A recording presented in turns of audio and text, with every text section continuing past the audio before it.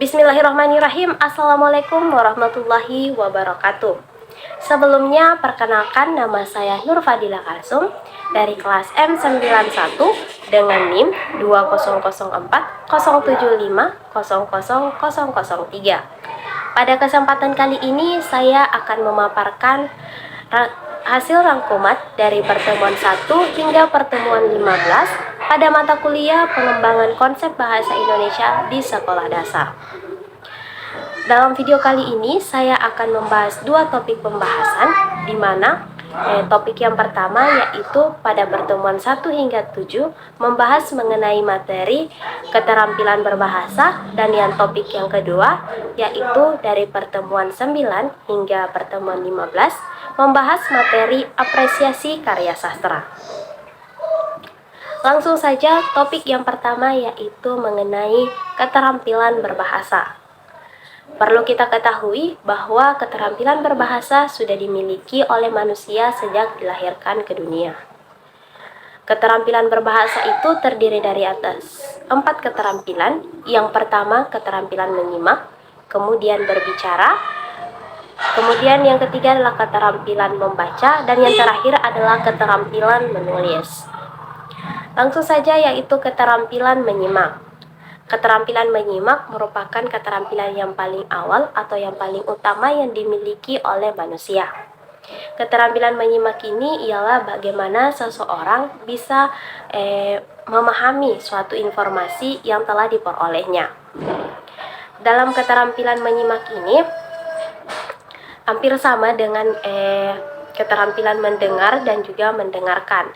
Tetapi keterampilan menyimak ini dia lebih khusus karena mengandung unsur kesengajaan dan juga membutuhkan perhatian untuk memahami sebuah informasi. Nah, terdapat 6 tahapan dalam keterampilan menyimak. Yang pertama yaitu mendengarkan.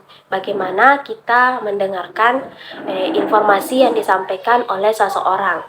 Yang kemudian informasi tersebut itu kita identifikasi apa maksud dari informasi itu, bagaimana informasi tersebut. Kemudian setelah kita identifikasi, selanjutnya adalah kita menafsirkannya. Yang kemudian selanjutnya adalah kita pahami apa yang telah kita dengarkan, kita identifikasi, dan juga kita tafsirkan dari informasi yang telah diberikan.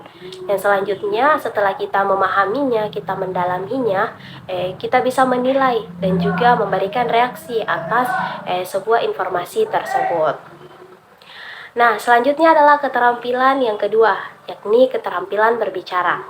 Keterampilan berbicara itu merupakan salah satu bentuk komunikasi secara lisan untuk menyampaikan sebuah informasi kepada orang lain. Berbicara itu memiliki beberapa tujuan. Yang pertama, ada berbicara untuk menghibur. Jadi bagaimana kita berbicara kepada orang lain untuk menghiburnya atau untuk memberikan motivasi untuk mengatasi atau menyelesaikan masalahnya. Kemudian yang kedua adalah berbicara untuk memberikan informasi. Ya, bagaimana kita berkomunikasi kepada orang lain atau kita berbicara kepada orang lain untuk menyampaikan sebuah informasi yang kita peroleh. Misalnya saja mengenai tugas mata kuliah ataupun tugas lainnya. Kemudian yang ketiga adalah berbicara untuk menstimulasi. Bagaimana kita berbicara dengan orang dan orang tersebut itu bisa menangkap apa yang kita bicarakan. Kemudian yang keempat adalah berbicara untuk meyakinkan. Artinya bagaimana kita berbicara dengan orang lain, atau kita berbicara dengan teman sendiri, tetapi apa yang kita bicarakan itu bisa meyakinkannya. Artinya informasi yang kita berikan itu memang benar adanya. Kemudian yang terakhir, yang kelima adalah berbicara untuk menggerakkan. Bagaimana kita berkomunikasi bisa menggerakkan hati seseorang untuk melakukan apa yang telah kita sampaikan. Selanjutnya yaitu mengenai keterampilan membaca atau keterampilan yang ketiga dari keterampilan berbahasa. Keterampilan membaca ini merupakan suatu kegiatan yang dilakukan oleh pembaca untuk mendapatkan suatu informasi dari sumber bacaannya. Bisa dari buku, majalah, koran, dan lain sebagainya. Nah, perlu kita ketahui bahwa dalam keterampilan membaca ini terbagi atas dua, ada membaca teknis dan juga membaca pemahaman. Membaca teknis itu merupakan tahapan awal dari kegiatan membaca, di mana anak itu belajar untuk mengenal huruf abjad, vokal, lambang, bagaimana dia menghubungkan kata, sehingga kata tersebut bisa menjadi sebuah kalimat. Sedangkan untuk membaca pemahaman itu biasanya diartikan juga sebagai membaca lanjutan. Artinya bagaimana anak itu bisa memahami sumber bacaan tersebut. Bagaimana anak itu bisa memahami informasi yang terdapat dalam bacaan, seperti wacana, cerita, karangan, dan juga lain sebagainya. Baik itu secara pemahaman secara tersurat atau yang terdapat dalam bacaan, maupun pemahaman secara yang tersirat atau yang tidak terdapat di dalam bacaan. Misalnya saja amanat dari sebuah cerita tersebut. Kemudian yang terakhir adalah keterampilan menulis. Keterampilan menulis ini itu merupakan keterampilan berbahasa yang terakhir, yang dimana merupakan kegiatan menggoreskan tinta ke dalam selembar kertas untuk menyampaikan informasi kepada orang lain. Dalam keterampilan berbahasa yang terakhir ini atau keterampilan menulis, hampir sama sebenarnya tahapannya dengan keterampilan membaca. Hanya saja dalam keterampilan menulis ini, di mana anak itu juga akan mulai belajar memegang pensil, mengenal garis, mengenal huruf, menghubungkan kata, menjadikan kata tersebut menjadi sebuah kalimat. Jadi proses menulis itu juga membutuhkan tahapan yang cukup banyak, sehingga anak itu bisa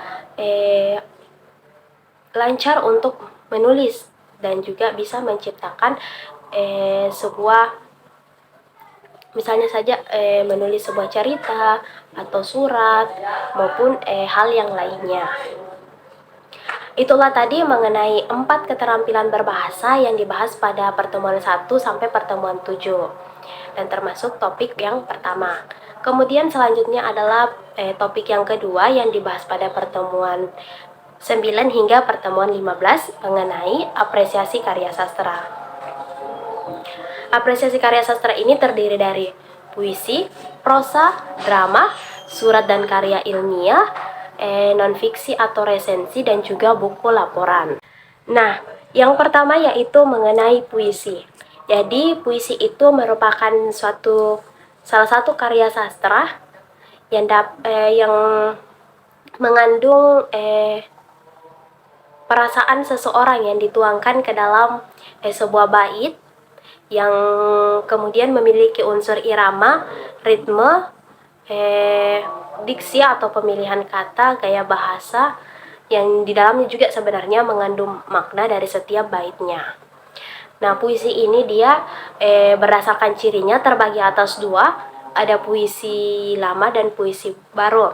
Jadi puisi lama itu dia masih terikat dengan aturan penulisan. Jadi baitnya harus sesuai dengan aturan penulisan. Sedangkan untuk puisi baru dia itu sudah tidak terikat dengan aturan penulisan. Jadi baitnya bebas atau baitnya itu terserah dari penulisnya. Kemudian yang kedua adalah prosa. Prosa ini merupakan juga salah satu bentuk karya sastra yang dia itu dalam bentuk cerita atau naratif. Prosa ini tuh memiliki unsur yang hampir sama sebenarnya dengan drama, hanya bedanya kalau drama dia itu dipentaskan atau dipertontonkan kepada halayak ramai. Tapi untuk unsurnya itu dia sama, mengandung amanat, tokoh, tema,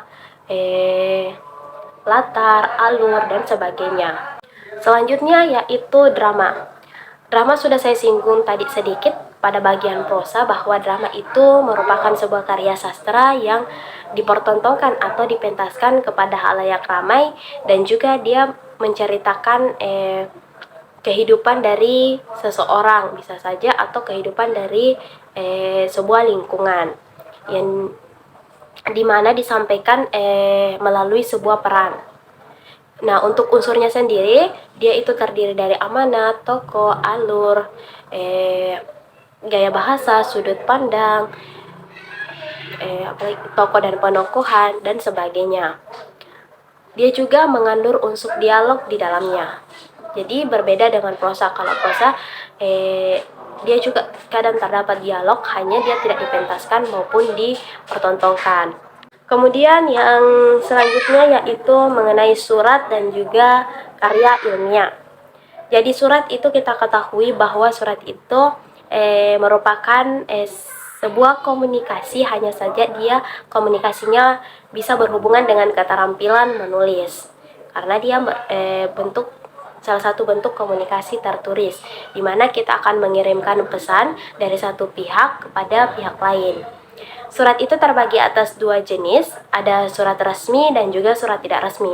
Kalau surat resmi itu yang dikeluarkan oleh suatu lembaga untuk kepentingan lembaga itu sendiri. Sedangkan kalau untuk surat tidak resmi itu bisa dikirimkan kepada teman, pasangan, sahabat, dan keluarga.